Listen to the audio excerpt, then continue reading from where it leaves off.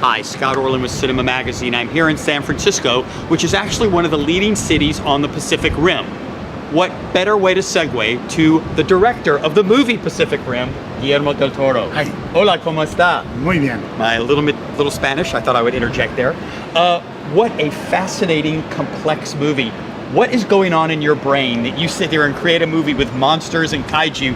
What was the initial germ that you thought, I'm gonna make a movie like this? Well, the original idea, it was an 8-page treatment by Travis Beacham, and then I came in, and basically Travis and I come from the same sources. You know, we love anime, we love manga, we love kaiju movies, and we're fully committed to the creation of strange worlds. So we were able to riff. We knew each other from before, from Killing on Carnival Row, and we hit it running. Let me ask you, because there are so many variations, cinematically speaking, of what monsters look like, of even what robots look like. So how did you design the concept to make it original and fresh? It's like, we saw that in Godzilla, or we saw that in some other. We didn't approach it with a negative or with an homage mind. We didn't want to reference other monsters to do our monsters. We wanted to reference real animals, National Geographic, all that. And when creating the robots, we didn't want to reference other robots. We were talking about war machines, giant Soviet plane designs, submarines, tanks, World War II planes. We were referencing that and create the robots on their own.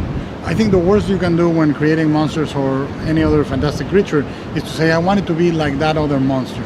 You want it to be original.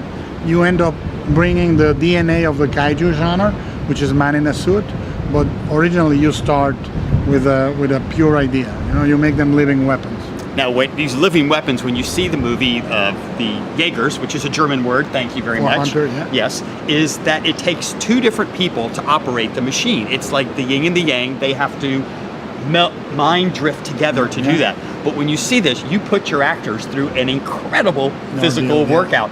What was going on? Charlie was saying, like, for 30 days, he basically was in living hell trying to go through that. He was 30 days, but he did like 7 days here, 5 days there. You know, he was not continuously the 30 days because we needed to destroy the compound with him. And he was in 2 or 3, I mean, he's the leading guy. So he was with every fighter. He was with Rinko, he was with Diego. And they were basically machines that weighed a couple of tons, landing on their backs, digging on their backs.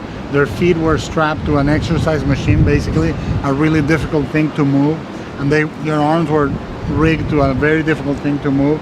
So they were basically on a treadmill 24 hours a day. Well, muchas gracias, senor. Terrific movie. Thank you. Guillermo del Toro, and this is Scott Orland. Until next time.